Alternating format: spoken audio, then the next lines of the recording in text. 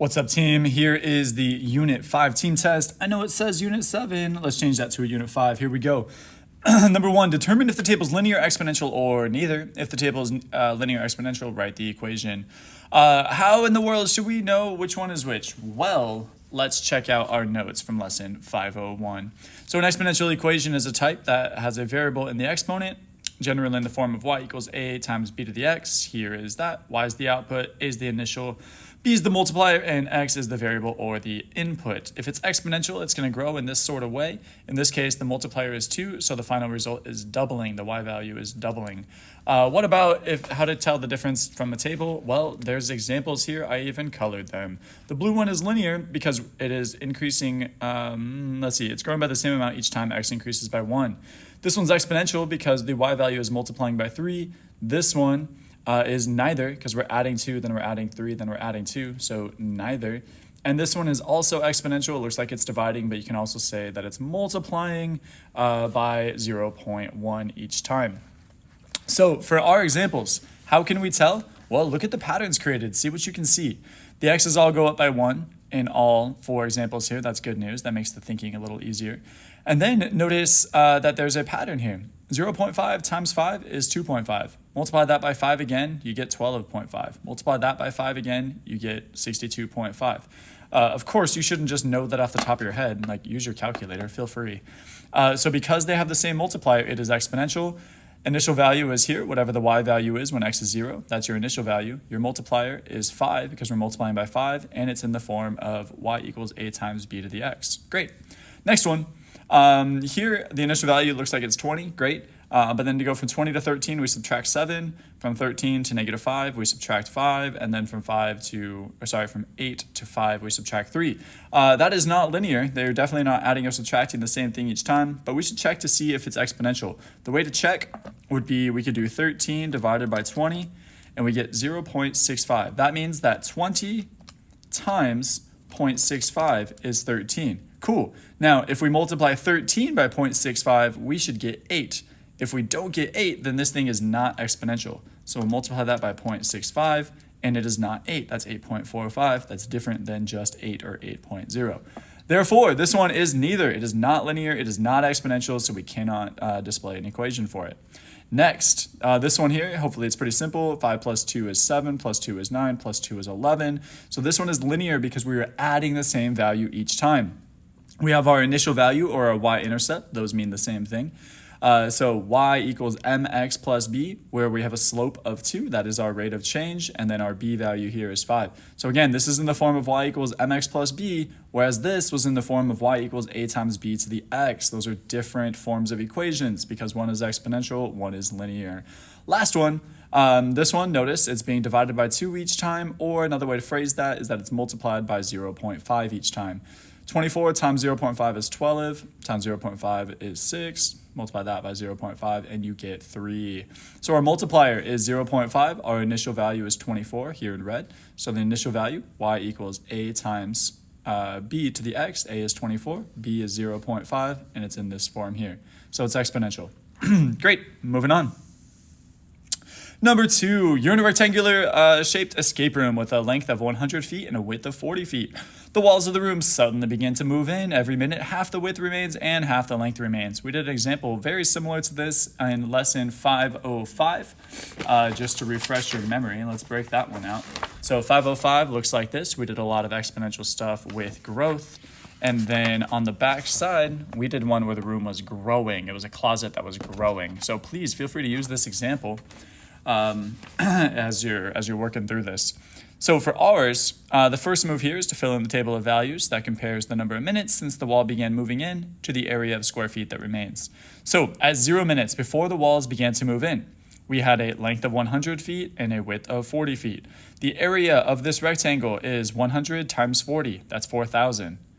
Then after 1 minute, both of these were chopped in half. Both half the length remains. So then it becomes a wall of 50, length 50, and width 20. So the 100 chopped in half to get 50, the 40 chopped in half to get 20. 50 times 20 is 1,000. Then they chopped in half again. Half of 50 is 25. Half of 20 is 10. Multiply those together, get 250. Half of 25, 12.5. Half of 12.5, 6.25. And you can see the length is being divided in half and the width at the same time. And then I just used the formula, which I didn't write here, but we know that that's true. Area equals length times width. And so did this in the calculator. Then I noticed that the multiplier here is 0.25. 4,000 times 0.25 is 1,000 times 0.25 is 250 times 0.25, 62.5, etc. It's tempting to say, hey, it's being divided by 4, which is also true, but we're looking for the multiplier, not the divisor.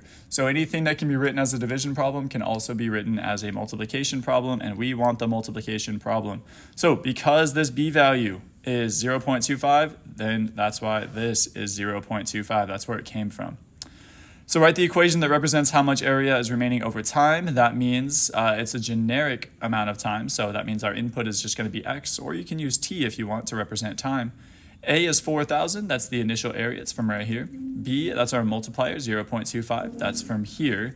So y equals a times b to the x. A is 4,000. B is 0.25. X is x, because that's going to be our input. You can plug in any number to find out how much space is left in this room after number of minutes. You can plug in 10. You can plug in 1,000,000 to find out how much room is left.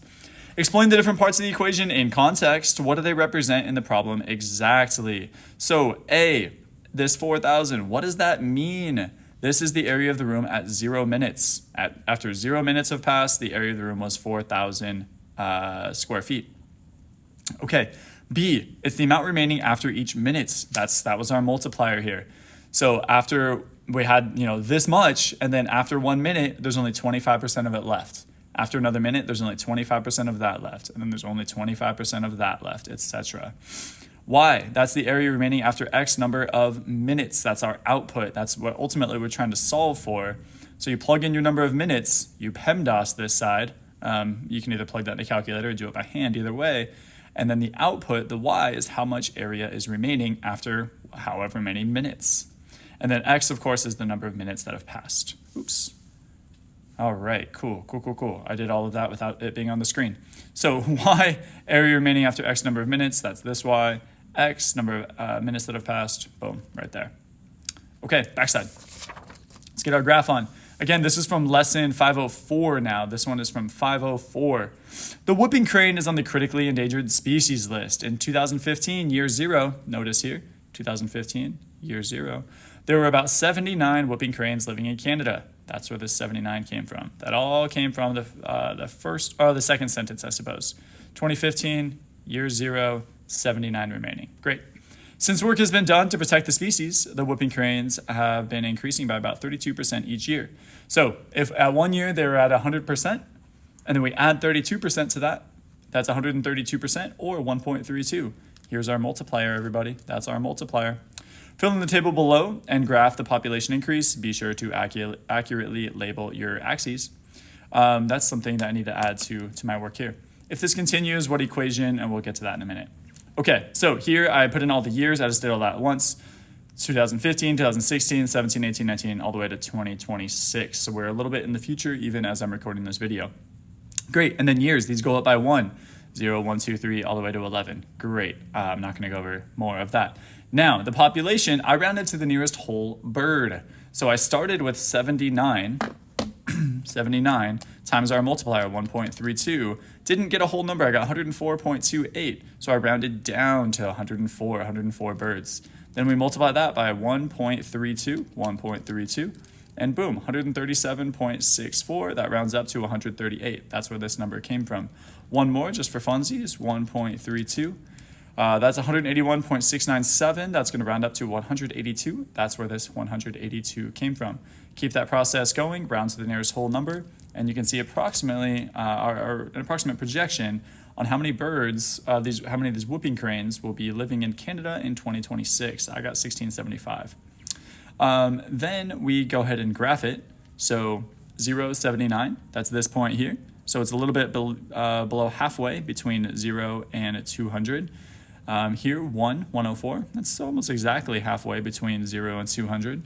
138, still kind of boring, still below this 200 line. And then 240, we're finally, that's year 4, is that 240? We finally get to go above. And then you can see what's going on here. The things really start to take shape right around year 6 or so, where we grow by 100 birds in 1 year, and then all of a sudden we grow by 150 birds, and then we grow by close to 200 birds, then we grow by 240 birds. Now there's 300 more birds this year, about more than 400 more birds, and then this growth will just take off. It'll grow exponentially. That's where this is headed. We should label our axes. So the x-axis here is number of years. Let's say past 2015. And then our y-axis here, I didn't give myself room, so I'm just going to do it down here and draw an arrow. So number of whooping cranes in Canada. And we'll say that's what this axis represents. Super. Number of whooping cranes in Canada and number of years passed since 2015.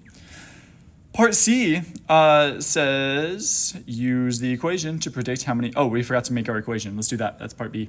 Y equals A times B to the X. Our A value is our initial value. That's the amount that we started with. That's our 79. They're both in red. That's Y.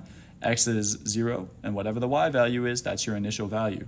The B value is your multiplier. That's the 1.32. Goes right here. Again, remember, we found that 1.32 because we had 100%. We added 32% to get 132%.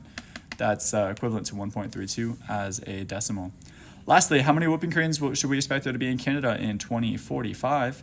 Well, this thing starts at 2015. 2045 is 30 years later. So we're going to have an input or an x value of 30. So I wrote this equation here in function notation. F of x equals 79 times 1.32x. Again, 79 times 1.32x. And then I plugged in 30 for my x value. F of 30 is 79 times 1.32 to the 30th power. And then we can solve this by throwing it into our calculator. So 79 times 1.32, and then this button here is our exponent. Type in 30 for our exponent. And then we see that f of 30 equals 327,223.9083. Okay, so how many birds is that? 327,223, 224, because we're going to round up because that 0.9 bumps it up.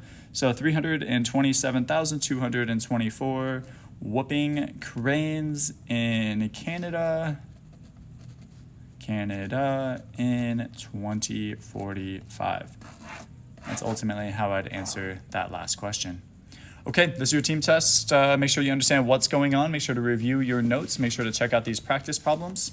I also want to point out just one more thing for those of you sticking around this long in the video, is that our notes really go along well with what's on this team test and what's on your actual test. So this section here, check out 501. We already pointed this out a few minutes ago, so you have that information.